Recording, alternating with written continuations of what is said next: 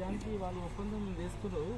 6 ఎకరాలను మాకు ఎక్కువ 4 ఎకరాలు మిగులుతుంది కదా, మేము 5 మంది రైతులము మనిషికి అడగండి.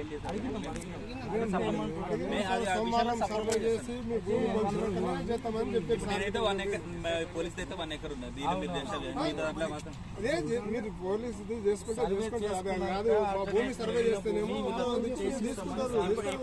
దానికి వాళ్ళు ఒకవేళ మాట్లాడితే దానికి